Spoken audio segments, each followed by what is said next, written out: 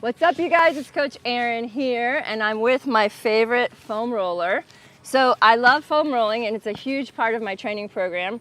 It can really help you de-stress, get unsore, but also improve your mobility, right? So I have my athletes actually during their first evaluation when they start working with me is we do a foam roller session to assess their mobility. So there are some minimums that we're looking for in regards to swimming, biking, and running. So the foam roller can actually help you improve your mobility to have better performance in those sports. It can also help you just loosen up if you're feeling really, really tight and you don't have time to get a massage. You can have a 10-minute makeout session or even a 30-minute makeout session with your foam roller. But today we're going to focus on posture and the thoracic spine area, just because it's something that I recommend doing every single day, whether you're a triathlete or not. Right? So having really, really good posture makes everything in your life better. So I love the longer foam roller. You do need the 3-foot one, a short one won't do. So we start by sitting on the edge of the foam roller, and you want it to support you from your tailbone all the way to your head. And you're just gonna lie here and kind of just breathe, right? And feel how good it feels to sit up straight. So this is your ideal posture. The back of your head, your mid-back between your shoulder blades, and your tailbone should be touching the foam roller, and there should be some space between your low back and the foam roller, like a natural curve. Okay, so just rocking side to side and maybe even hugging yourself a little bit and getting into those spinal stabilizers, the muscles on either side of your spine, and kind of just massaging them a little bit as you're breathing. Okay, so the next part of the routine I always recommend is to reach overhead. Now notice when I do that, my rib cage sticks out, and I really want to focus on the stretch. So I'm going to lay my ribs down and pull my belly button in and see if I can get my low back to touch the foam roller as I'm reaching. So this is actually part of an assessment I do for swimmers, right? If you can have nice straight arms in this position, you can swim better. So then I have my athletes, or I do it, work my way around the clock, right? 11 and 1, 10 and 2, the whole time having nice deep belly breaths, right? Hands at 9 and 3, and just kind of relax for a second. And then I bend my elbows. Now this is an awesome pec stretch, and it's really great for swimmers, as well as runners, and anybody in general actually. And this just feels so good. So then I always include a couple of rotator cuff rotations where I leave my elbows on the floor, and I practice touching the ground behind my elbow and then in front, right? The minimum is to be able to touch. Many people do this and they cannot touch at all. So when I go back to this position after having the bent elbows, I just feel so much looser, and it can really relieve some tension in my neck and my shoulders. So this is how I use the foam roller, vertically. And now we're gonna use it horizontally, okay? So we're not gonna use the foam roller right now as a massage tool, but more of a mobility tool for the thoracic spine. So sitting on top of it, putting my hands behind on the floor, I can roll. I'm gonna actually start a little farther back. So I'm gonna roll forward, right? Holding my head. My head is heavy, and I'm just gonna roll back and forth on my spine. I actually got a little adjustment right there. Feels so good. And you don't want to go too low because it can be a little painful if you have like tight low back. But we're going to focus on the upper back. So you're going to stop right about where your heart rate monitor strap would be, and your butt needs to stay touching the ground. Do not lift your butt. Watch out, Echo. And you're going to inhale, and remember to support your head. Your head is heavy. You're going to inhale and do a back bend. Inhale, and then exhale, chin to chest, curl up. And you're going to inhale, open. And exhale, curl up. And you can do this intuitively however many times you want and however it feels good. You get to the point where you can relax in this position. It's an awesome de-stressor for that thoracic spine. Chin to chest, curl up. Now I'm gonna lift my butt and I'm gonna scooch an inch forward and get a different spot between my rib cage, actually my middle back and my upper back. I'm just trying to create some mobility and space between my vertebra. A nice deep belly breath here, relaxing. Ideally, you should try to get your head to touch the ground, and that might be hard at first, but you will start moving, right? The more you do it, the better you get. Bringing your elbows close together can also help you get between your shoulder blades, those muscles, right? It feels really, really good. And now we're gonna do one more, a little bit lower, and it just gets those muscles a little higher up. Inhale. As you open, put your tongue on the roof of the mouth. That can help you as well if you're feeling pain. Good, and stretching. Good, reaching.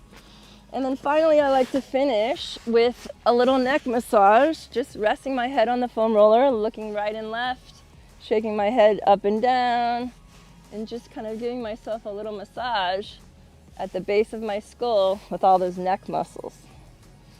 So that's how I use my foam roller, both vertically and horizontally, almost on a daily basis, and I suggest it for my athletes as well.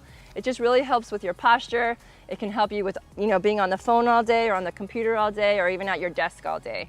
So enjoy your foam roller. I'm wishing you well. See you on the next video. What's up, runners? It's Erin from Full Circle Coaching, and today we're talking about posture and running form. What does good posture look like in running form? You want to have your ears over your shoulders over your hips over your knees, and your knees over your ankles. From there, you want to think about your arm swing. Your elbows are bent at a 90-degree angle, and your arms are swinging like pendulums front to back, very effortlessly. You want to avoid crossing your midline as you swing your arms front to back, nice and relaxed. Then you want to think about your head position. A lot of time you see runners with their chin up looking at the horizon line. You actually want to be more neutral with your chin, have a nice long neck, and look about 20 yards ahead of you on the ground as you run. Okay, then moving down the chain, you want to think about your ribs and your hips. You want to be tall through the rib cage without arching your back or rounding your back. It's a neutral spine, nice and tall. From your hips down, you want to think about your legs like carbon fiber springs. They're strong, but there's a soft bend in the knee. Your hips are over your knees are over your second toe and your midfoot. All the weight is a little bit forward. You can practice this feeling and what it should feel like by just jumping up and down, right? Then landing on one foot, then the other, and then running in place to get your perfect foot strike. And the last piece is learning how to fall forward from your ankles with your perfect posture. You want to feel the fall from your ankle, pick one leg up after the other, and now you're running.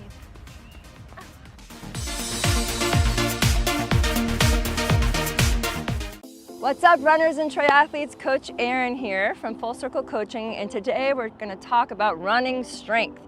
It's so essential to have a really strong, stable body and especially strong legs individually to become a strong runner.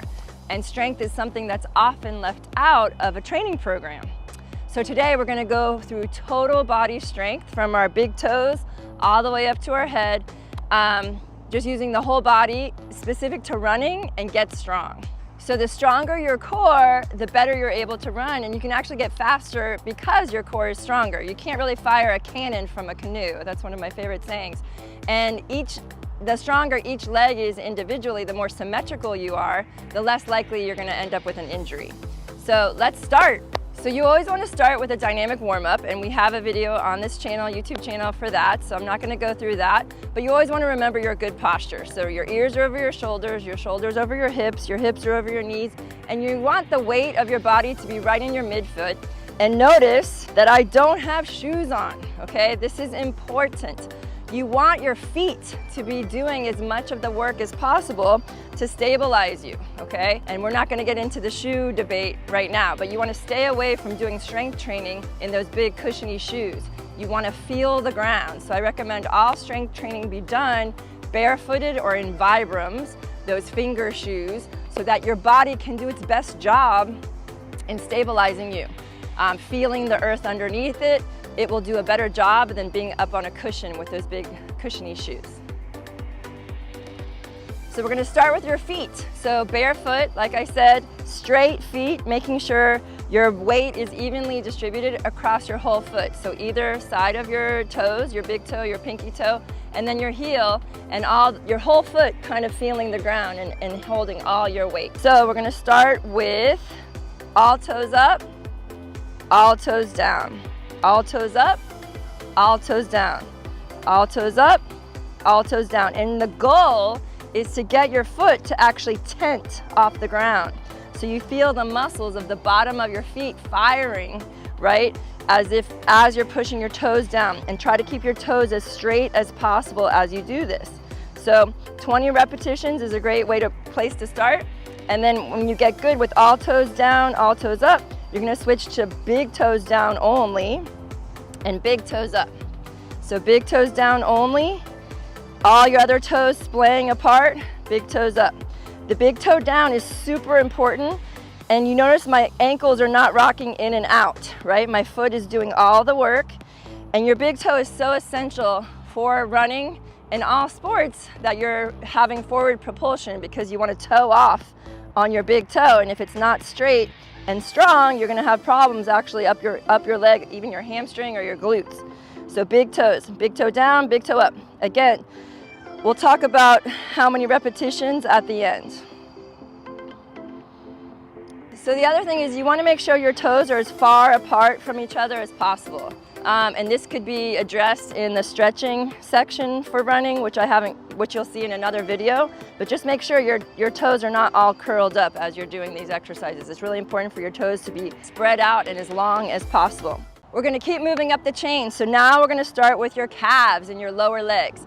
So super duper important to have strong lower legs. So elbows bent in your running form, right? We're going to start with all your calf raises with your feet completely straight, okay? So a lot of people have their feet, turned out like this as a bad habit. So you always want to correct yourself and have your feet be perfectly straight, especially for run strength specific exercises.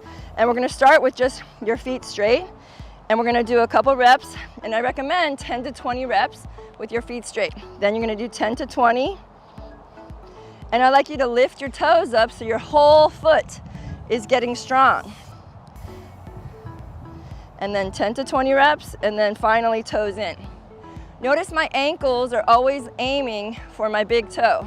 I'm always trying to line up my ankles over my big toes, as opposed to letting them splay out to the sides towards my pinky. The next progression is one-legged calf raises, right? So we're gonna do this from the front and the side, but because it's great to help you coordinate your arm swing with your foot strike. So my left foot is forward. I'm gonna keep my toes up to start. My right arm is forward. So one leg calf raise on the ground. Start with your either foot forward, toes up, and your opposite arm is also forward. And you're gonna swing through as you come up onto your big toe, right? So that's 1 rep. 2. And notice I'm swinging through as my arm swings through.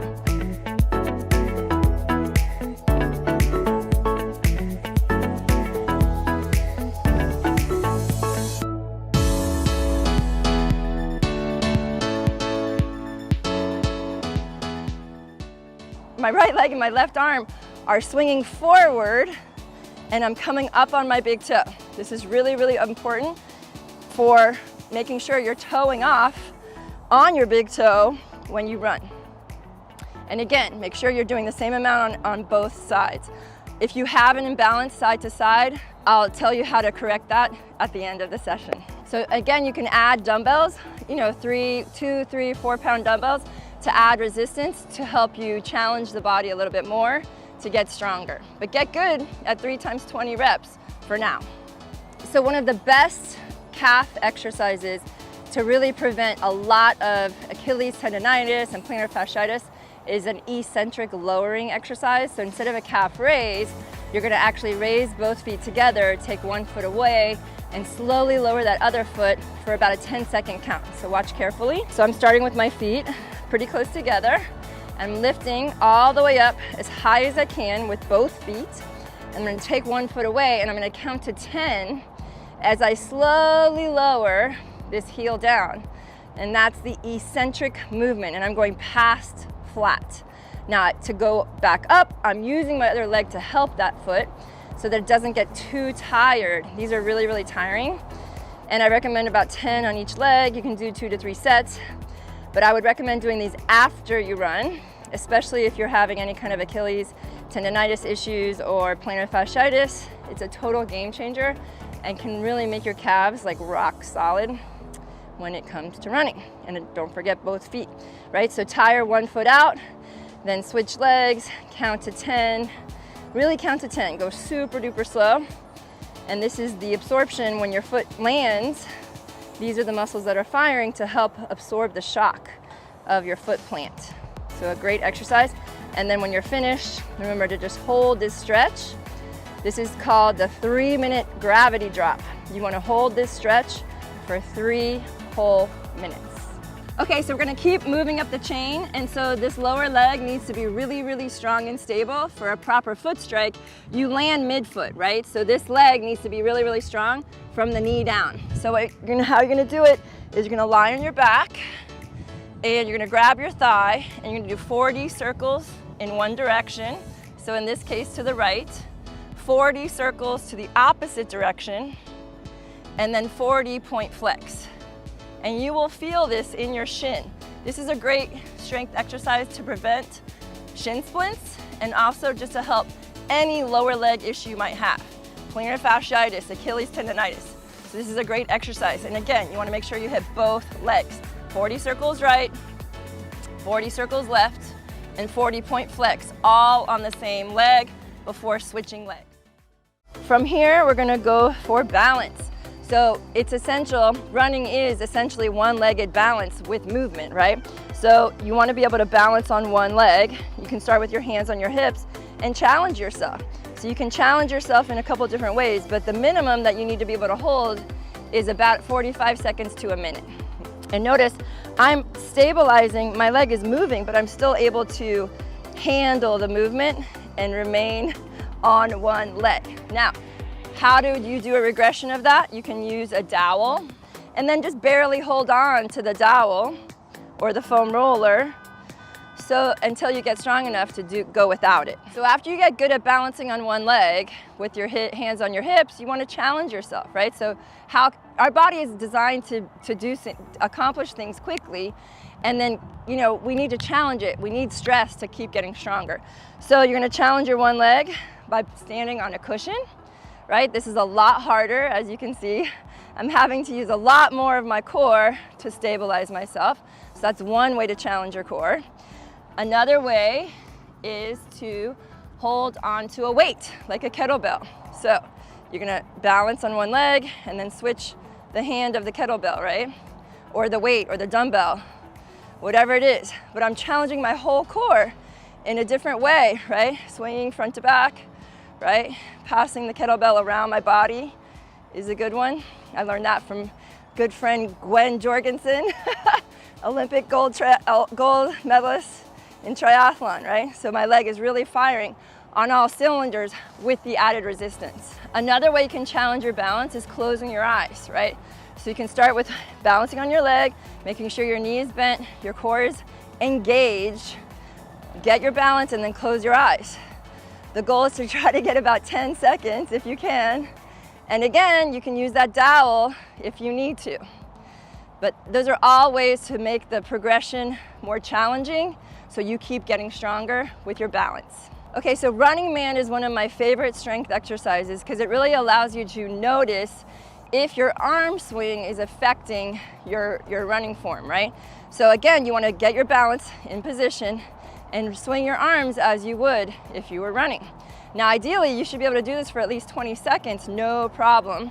Swinging your arms quickly or slowly, or with even more weight. These are little half-pound sticks that really help align your arm swing. So mix it up by going faster, slower, right? Or even heavier weights. But notice my core is stabilizing myself and I can really feel my lower leg working. So I want to engage my core more so that the whole body is doing the work. If I have an arm swing like this, I'm less likely to be able to stabilize myself. So this is a corrective movement just as much as it is a strength movement. So again, a minimum of 20 seconds on each side, a couple times through. So ankle bands are a great way to add resistance without having to go to the gym. You can use these around your ankles for this exercise, and some of the exercises you can put them around your knees, but the ankles is actually a little bit harder because it's farther away from the core. So red is not too hard. This is about a medium resistance, but they have all different colors. So you need to start with the resistance that's okay for you so that you can accomplish the goal, but you might need to go up or down depending on how many repetitions you can get. So we're gonna start with warming up the hip flexor and improving hip flexor strength. So again, we're gonna use the arm swing of running, right? To make sure our hip flexors are nice and strong and we're getting that knee up, right? So, 15, 20 reps. And then the same thing to the side. Just wanted to give you a visual, right? I'm pulling my knee straight up, warming up that hip flexor and getting more strength. Now from the side, I'm also gonna do my hamstring, right? Really get my hamstring stronger in the stabilizing standing position. Remember that good running posture, right? Practicing your arm swing. When I lift my leg, my opposite arm moves. So moving up the chain, it's really important to have strong glute medius. That is one of the most important exercises for running strength to help stabilize the hips with every foot strike. So being able to take 20 steps to the left, using your core. You should put your thumbs on your glutes back here and make sure they're firing. Sometimes you might need to touch back there to kind of turn them on, right? And make sure those feet are straight, right? And you're not leaning with your body to get the job done. This stays stationary and stable, and your leg, your hip, is doing all the work. About 20 footsteps back and forth. And then I like to go front and back. So with these, you can imagine your feet are on train tracks. So you're gonna run heel toe, making sure your feet stay at least a foot apart the whole time. Nice straight legs, meaning straight feet, not straight legs. Bent legs, but straight feet. About 20 steps out, and then toe back, toe, heel back in a straight line. Go ahead and check your feet. Make sure your toes are not turned out as you do this exercise. It's really, really important to have straight feet. Running planks are done with your elbows bent, and you want to make sure you're in line with your back of your head, your mid-back, and your tailbone. And you can use a dowel or a foam roller to make sure your posture is good. So elbows and toes, make sure your elbows are right underneath your shoulders. For now, you can challenge yourself, after you get strong by moving your elbows away. But to start, let's have straight arms. You can think about on your aero bars and your bike, even though this is a run specific video, right? So my goal is to challenge myself in my plank. It's great to be able to hold it for 5 minutes, but that doesn't really apply to any kind of sport, right? So this is called the 3D plank. So I'm going forward and back, moving forward and back, really engaging my quads, my glutes, as well as my abdominals. Side to side. Notice I'm not letting one hip drop on these. Rotationally, right? Imagine I'm on a skewer, my hip is dropping, but I'm staying straight. And then this is called a dolphin in yoga, but really focusing on drawing my belly button in as I go flat. So after you get strong with your plank, with your feet on the ground and your elbows on the ground, you can always regress if you need to and go on your knees, okay? So let me just show you that one real quick. So this would be the knee version of the same thing. But again, I want my hip and the back of my head and between my shoulder blades to all be in a straight line. And I can still do all those things that we did a minute ago, right? Forward and back, up and flat. That's a regression. So a more advanced plank would be if I lifted up one leg and then the other, right? So super straight legs, making sure my glutes are firing, my hips are extending, tapping out to the side, and even lifting one elbow off the ground and then the other, and then trying for both at the same time, opposite arm and leg, and even reaching out if you can. And when I'm doing these planks, I like to imagine I have a glass of red wine on my low back and I'm on a red carpet. So there can be no instability in my hips. They have to be stable, no matter that my arms and my legs are moving. Okay, side plank, super important. Every time you foot strike, if your obliques and your hips and your glute medius is not strong, you're gonna give away some energy and some power with every foot strike when you're running. So line up your knees with your hips, with your shoulders, okay? My feet are behind me, like 90 degrees. So we're gonna go up with my arm in the air, good posture, neutral spine, and we're gonna go up and down. This is a progressive. That feels easy. You can add opening your knees apart. But imagine that your hips are sliding up and down a pole. I'm not moving front or back. I'm going straight up and down, adding my top leg lift, okay? The next progression would be a straight leg on top, and I keep my arm up in the air just to keep my good posture. So here's the progression, and then bringing my knee into the chest. Really good posture. And then the next progression would be straight legs. So when you do a plank, make sure you're not on your shin. This is incorrect, okay? You wanna be on your foot, the side of your foot, so that your glutes fire, okay? This is really, really important. So this is what you'd start with, being able to hold this position for 45 seconds. Now you could do a hip tap to make it harder. Okay, so the next progression would be your top knee coming into your chest and imagining your foot striking with that midfoot. Notice my hips are not going up and down here. They're nice and strong. And then you don't want to forget about your adductor, right? The big muscle that's on the inside of your thigh. So you want to do this one as well. Just switch legs. Now the top leg is supporting me, okay? So again, I'm going to reach for the sky, use my core to lift up, and now my bottom knee is coming into my chest. Make sure you're super straight on this one. Don't let your butt go back behind you, and make sure your adductor is doing the work. This big muscle right there. Okay, 3D planks, right? So we're moving in all directions to make sure we're strong in all directions, even though running is all about forward motion. So reverse planks, we've gone face down, we've gone on our sides, and now we're gonna go on our back. So elbows are bent, feet are up in the air, toes are up, and your big toes, you wanna keep them as close together as possible. Okay, and then from here, squeeze the glutes and lift. This might be all you've got, right? If this is it, great. Try to hold it for a minute. If you wanna make it harder, you can tap, go up and down and tap, but make sure you're squeezing your glutes and your toes are not coming apart, okay? So the next progression would be lifting one foot up and then the other. Not letting your hips drop, right? Make sure you imagine that glass of red wine and your hips are not tilting side to side. You can also challenge yourself, side to side, up and down and rotationally in this position. So it would look like this. We did the up and down, and then here would be side to side and then rotationally.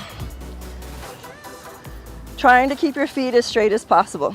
All right, you guys, squatting. One of the most important strength moves there is for any sport, and actually for life, right? So make sure when you're squatting, your feet are straight again.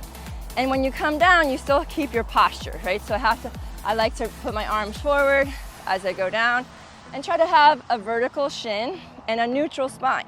So let's talk about neutral spine. So that means not with an arched back, not with a tail tucked under, but right in the middle, right? Nice and tall, go down, and you make sure your feet are straight. And your knee, it's okay if your knee comes a little bit over your toes, but think about your big toe and your second toe, not out to the side, okay? So these are simple squats. How do you make it harder? Add a kettlebell, add some instability like an unstable foam mat. And of course, we're gonna go one-legged. So one leg squat. I'm gonna start on my left leg. Now again, you still wanna think about your posture here, okay?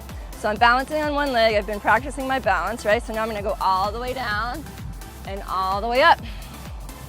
All the way down and all the way up.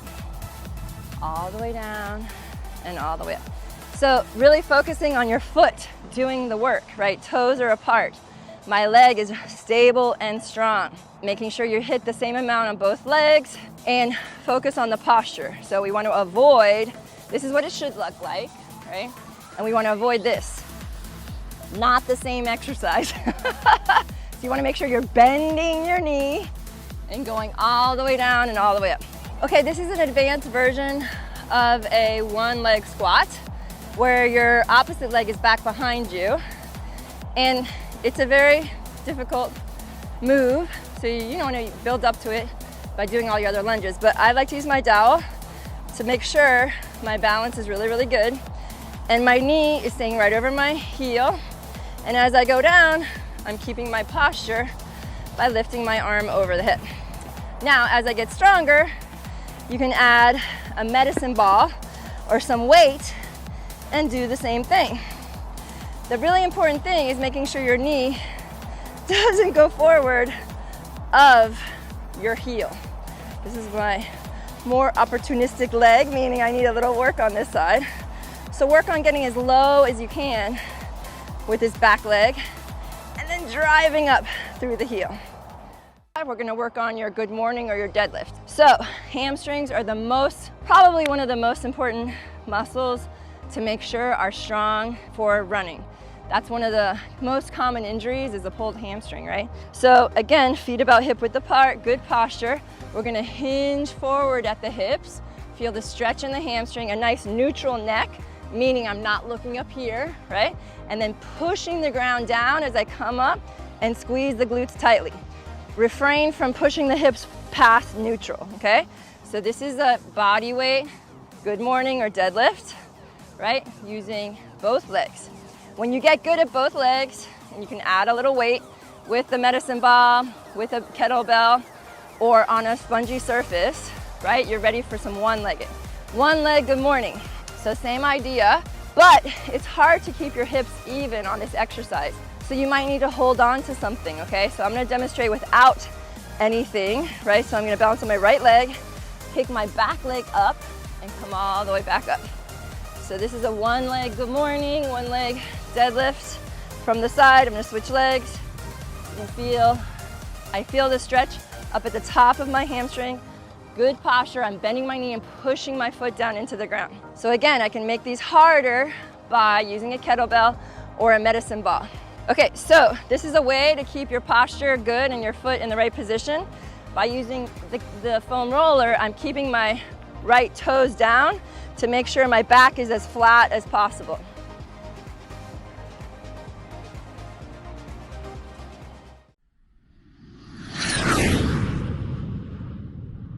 All right, runners, these are my top 3 exercises to improve your quad strength. And this can really help you if you're developing runner's knee or any kind of knee pain. So we're gonna start with in a kneeling position with your feet as close together and your knees close together.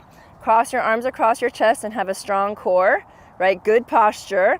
And we're gonna go back as far as you can, right? And then you're gonna push your shins down into the floor as you fall back up to sitting straight up. So you can feel the tension in your quads the whole way up, and this is a much better alternative to the leg extension machine, which I do not recommend, okay? Build up to 3 sets of 20. All right, guys, the wall squat can be done anywhere, anytime, no excuses. Okay, so it's really important to have good posture, and your feet are at 90 degrees from your shin, your quads are at 90 degrees from your torso, and you're sitting up straight. Chin in, the back of your head touching the wall, in between your shoulder blades is touching the wall, and my tailbone is touching the wall. And finally, you wanna pull your belly button in, so your entire spine is touching the wall. Ideally, you wanna stay here for at least a minute. 2 minutes is your goal. If you can't do that, you can build up to it 30 seconds at a time, 2 by 1 minute, but it really, really improves your quad strength and your knee stabilization. So I highly recommend it, 2 minutes every single day. All right, the last exercise in this group of 3 is a leg lift. Now it's really important to have good posture, so I recommend sitting up against a wall. You're gonna pull one knee into your chest and just hold on to it. Nothing's happening here, I'm relaxed, but we're just gonna lift the leg, use a prop, I'm just using my shoe. And you wanna build up to 3 sets of 20 on each leg. And you can see my quad is firing, and it just really helps strengthen the quad around the knee joint as well as the hip flexor. Okay, so running man is one of my favorite strength exercises because it really allows you to notice if your arm swing is affecting your running form, right? So again, you want to get your balance in position and swing your arms as you would if you were running. Now ideally, you should be able to do this for at least 20 seconds, no problem. Swinging your arms quickly or slowly or with even more weight. These are little half-pound sticks that really help align your arm swing. So mix it up by going faster, slower, right? Or even heavier weights. But notice my core is stabilizing myself and I can really feel my lower leg working. So I want to engage my core more so that the whole body is doing the work. If I have an arm swing like this, I'm less likely to be able to stabilize myself. So this is a corrective movement just as much as it is a strength movement. Okay, working on glutes. Glutes are so important to have a strong butt, right? It's everything in running. So you're gonna lie down with your feet about hip width apart, almost touching your heels, right, with your hands. And then you're gonna squeeze your glutes and lift your hips up. That's called a bridge, right? So it's a great way to strengthen your glutes. You should reach back there and make sure that they're firing. Don't let your hamstrings do the job. Try not to arch your back doing these or curl your back under too much, right? So add resistance like a medicine ball or a kettlebell to make your glutes work harder. And the next progression would be one leg. So pulling one knee into the chest, do not move the leg that was on the ground and lift straight up. Again, making sure your glute is doing the work, not your hamstring, okay? Your hamstring's working, but you really want your glute. So make sure your foot are evenly positioned, hip width apart, and then your glute is firing. Pull your knee into your chest. And you can mix this up, how you do this leg. You could have the leg up in the air. You can move the leg to the side to challenge yourself. But once you get good at double leg bridges, you definitely want to challenge yourself with one leg, because how do we run? One leg at a time. Adding weight can really help. Make sure you're firing the glutes. Just rest it right on your pelvis. Be gentle with yourself. You can put a bar across your pelvis as well. But make sure your glutes are firing. And if you can't have this proper head position and your head is like this, go ahead and put your head on a little pillow just to make sure you have a neutral spine. Another progression for the bridge is to have an unstable surface like a foam roller, right? Or a fit ball. I'll be doing a fit ball video as well. So this is a great way. And if you can do these one-legged, even better. It's hard.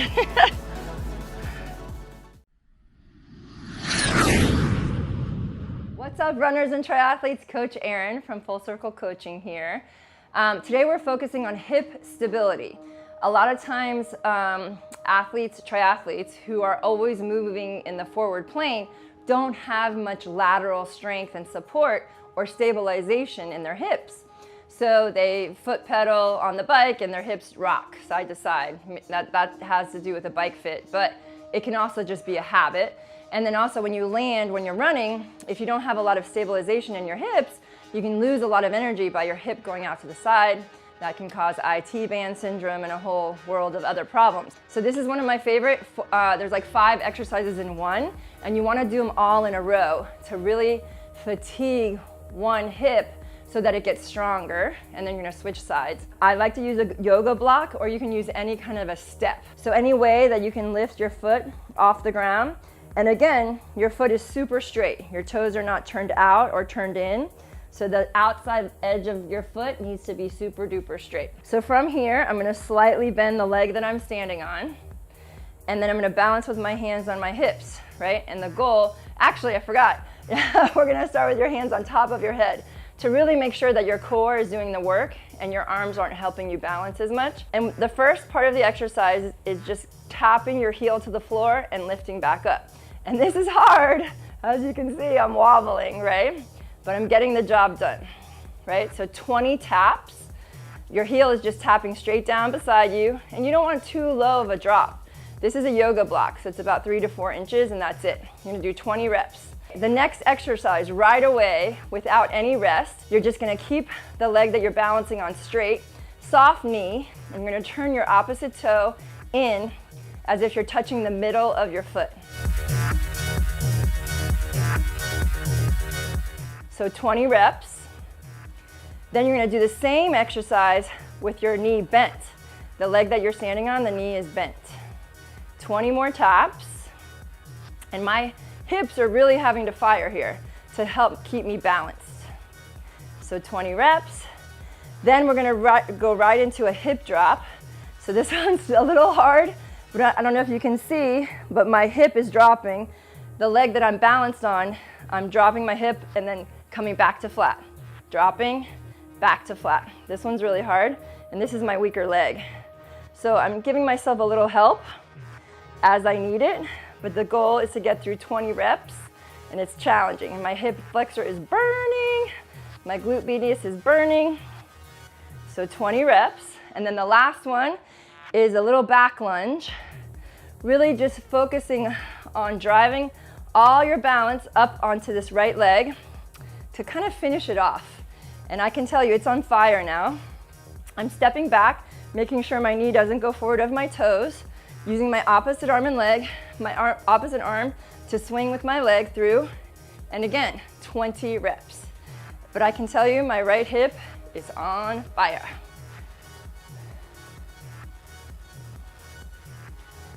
So let's do the same thing from the side.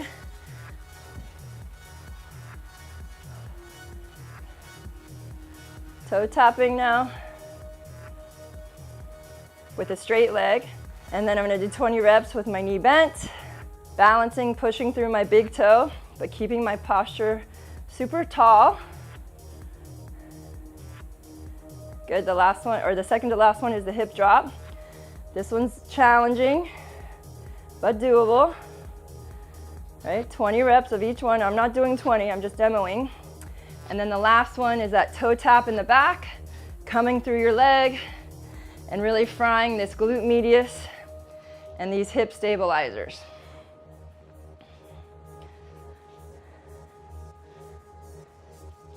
Okay, you guys, so that's called like the 5-way hip. I learned that actually from a natural running coach. I forget his name right now. But I became a natural runner and using all natural shoes by doing these kind of exercises. So I highly recommend you doing them after you run, or as even part of your warm-up to help you get those hip stabilizers turned on to have better strength and stability with every foot strike. So I recommend doing 3 sets of 20 of each leg. And if you have a weaker leg, always do a little extra on the weaker leg so that it catches up to the stronger leg. All right, guys, I hope that helps you with your running and your balance and your hip stabilization. If you like this video, please subscribe to my YouTube channel. I'm also on Facebook under Full Circle Coaching, and I'm on Instagram as well. There's tons of great content, so please subscribe, follow, like, heart, and tell your friends about me. And if you have any questions specific to triathlon or holistic lifestyle coaching, please send me a message and I'll be happy to do a video about any topic you're needing. Wishing you well. What's up, you guys? Triathletes, runners, swimmers, bikers. This is a great exercise just to help engage your core and help you really engage your glutes, right? So this is just called a donkey kick drill. You know, Jane Fonda used to love these, but we're gonna make it a little more sports specific. So basically you wanna have a nice flat back where your head, your mid back, and your tailbone are all in the same line, okay? If your head's up, you're not gonna be engaging your core the same way as if your head is just neutral, okay? Your belly button is pulled in, and you're just gonna take one leg straight out. Go ahead, no, straight out. Yep, as if you're hitting the ground, where we're kind of pretending that that's the ground. And then you're gonna pull your knee to your chest. Good, and go straight back out. Good, the whole key to these is not letting your hips go up and down, but stay super flat. This is incorrect, right? You want to make sure your glute is doing the work.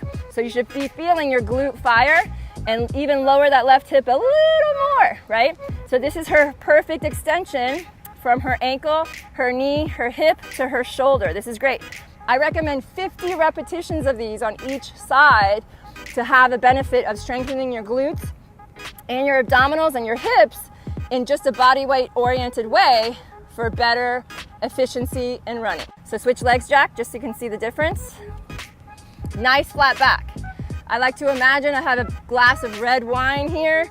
Don't want to spill it on the white carpet, okay? You can also, take a video of yourself or have a friend check you out to make sure your back is staying flat. And you want to fatigue the muscle by doing at least 50 repetitions, all right? So this is a great strengthener for your glutes and your core to help become just a more stable athlete. Okay, these are called clams because you're lifting your top knee from your bottom knee while putting your feet together. It's kind of like the opening of a clam, right? The key to these, though, is not rolling backwards, right? It's really important to keep your hips stacked, so a little more forward. I know it's awkward. Yep, and you're feeling this glute medius fire, super duper important. And again, I recommend 100 of these at a time, right? You really want to fatigue the muscle to get the benefit of that becoming a stabilizer for you as you run.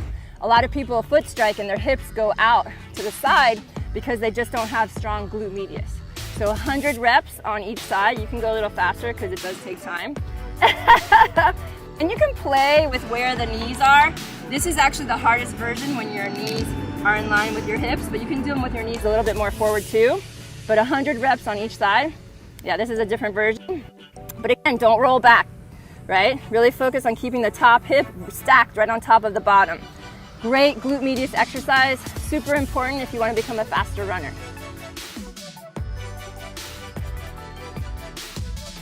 The other thing is make sure your posture is aligned, right? Her head is in line with her middle spine. Her head isn't low or too high. And she's engaging her core here. So it's not like you're just laying here doing nothing. What's up, runners? I'm gonna run through as quick as possible my favorite running specific stretches. And ideally, when you do these stretches, this is after you've run or after you've warmed up. Unless you have some kind of an injury that you're overcoming, you would want to do maybe some stretching before you run. But typically, you want to only do longer stretching when you're done with your aerobic activity. It actually can prevent injury this way. So I always start with my foam roller. So we're gonna run through the foam roller stuff pretty quick because it's in a separate video. I have more details about how to do it. But what the foam roller does is it will help the muscles actually stretch underneath the fascia. I highly recommend the foam roller if you are tight to help you stretch a little deeper. And I'm just gonna run through a quick routine with the foam roller before I get into the deeper running stretches. So I always start in a vertical position, just reminding myself of my good posture and feeling, the muscles on either side of my spine and getting a little massage actually with some compression. So I'm gonna round my shoulders a little bit and then stretch my arms overhead. And be sure your posture is good, meaning your chin is in. I don't want your head looking straight up. You want to get a good stretch in the back of your neck and practice your arms moving around the clock and your elbows bent like goalposts. Then you also want to think about pulling your belly button in and making sure your low back is touching, and reach one more time for that good long stretch. Then I'm gonna move to my horizontal stretch with the foam roller, warming up the spine, rolling back and forth a couple times. And again, I'm warm. I've already been running, so you don't really wanna do this on a cold before you stretch, right? So before you do the foam roller, you wanna make sure that you're warm. Your muscles are, not cold because you can actually end up pulling a muscle. So here I'm just starting in the middle of my back and working my way towards my neck, trying to get some space between each vertebrae and stretching and breathing and thinking about my mobility and my posture, taking nice deep belly breaths. Good, and while I'm here, you can get into your lats a little bit if your shoulders are tight. Whatever the case is, kind of make it intuitive as far as how you're gonna use the foam roller to help you stretch a little bit deeper. Okay, we're gonna get to the deeper stretches now. And if you have a tight low back, you can actually also use the foam roller to loosen up your low back, but be careful and let pain be your guide.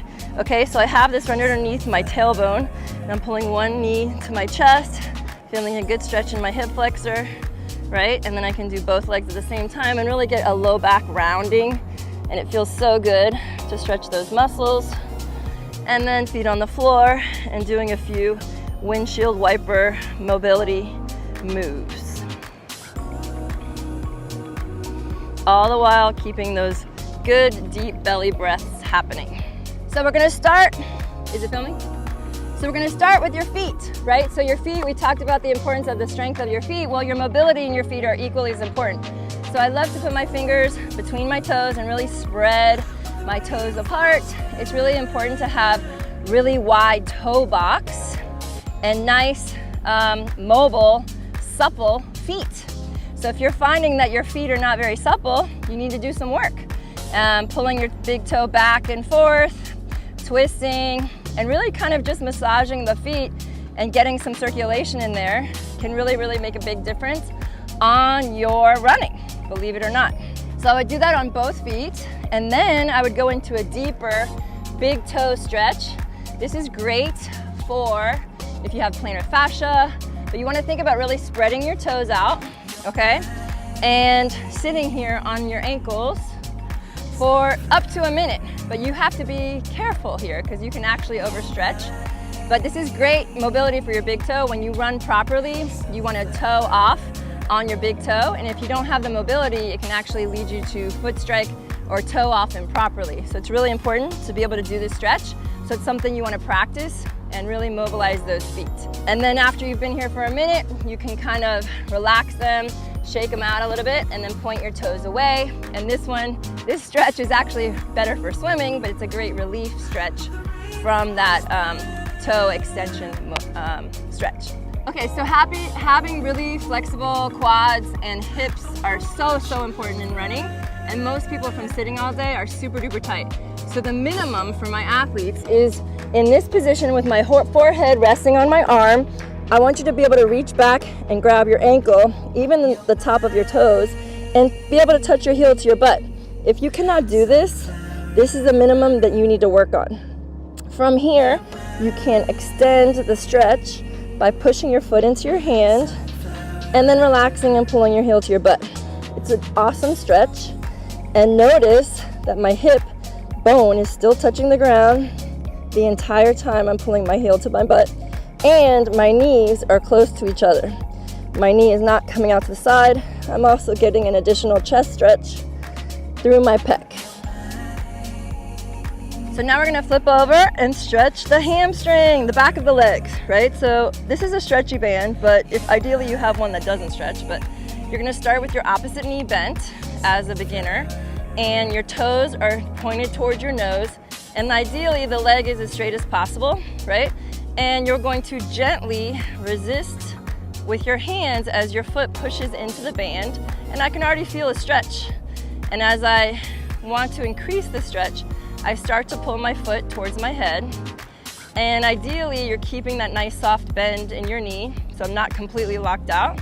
I can do that for a little while, but you want to play with the different ways you're stretching your hamstring, which extends all the way from the knee to your glute, right? So you can play with it, you can play with your foot position, turn your toes out, turn your toes in, but try to keep a little resistance the entire time, you know, pushing your foot into the band to really feel that deep stretch. Then you can immediately drop into your hip flexor stretch on the side, figure 4 stretch. There's a lot of different names for this one. If you can't get your foot off the ground, that would be where we would aim for. And then you would want to do the same thing on either side. Okay, so definitely want to include my upper back in this stretching post running, especially just to relieve some posture. So lying on my side, knees at a 90-degree angle, my hands right out in front of my chest, my fingertips are even. If one hand is in front of the other, you know my shoulders are not square. And then my head is just resting gently on the ground. If you can, you're gonna pull your shoulder down so there's some space there. And you're gonna gently just drag your fingertips across the top of your arm, grab your forehead, and rotate away as you're twisting and breathing. Now the key to this stretch is making sure that your knees do not come apart, okay? So your knees are staying together. You're kind of, arching your back a little bit and looking towards your opposite arm. And you wanna hold this stretch for about a minute to really feel the full effects. And you can change the angle of your arm to get a deeper stretch as you feel like you are loosening up. And again, always nice, deep belly breaths through the nose. You can even do some wrist circles. But really enjoy the stretch. It feels so good. So staying here on your mat, post-run, you're gonna just rock your hips side to side. Really have good posture here, shoulders back and down, chest out. And then you're gonna gently inhale as you straighten your arms out, press your hands into the floor. Try to release your glutes and exhale down. Great low back and psoas stretch. Feels really, really good. And then from here, you can push up into your hands and knees, round and arch your back, round, exhale, and then inhale as you arch. Think about getting as much space between every single vertebrae as you can. Inhale, arch. You can reverse the breathing, it doesn't really matter. And then finally coming to your big toes touching each other, sitting on your ankles, walking your hands out as far as you can, and just resting on the floor. Nice deep belly breaths. You can put your arms by your side and just say a little bit of gratitude for your body, for your awesome body and all it's done for you to help you run fast and get strong. So we're gonna finish up with a quick little calf and hamstring additional stretch. Pedal your feet side to side. Take a look towards your belly button. Keep the breathing up. You can play with your stretching. Do whatever feels good. Make it intuitive. And walk your hands back towards your feet. Slowly roll up. Take a nice deep breath in. And we're gonna take a nice bend to the side. Inhale up. Bend to the side. Inhale up. Great job, you guys. Stretching is such an essential component of fitness and especially running. So be sure to spend at least 5 to 10 minutes. That was a super quick stretch session that I include after every single run. Please like, subscribe, and share with your friends, and let me know if there's anything you need specific help with. Wishing you well, Coach Erin.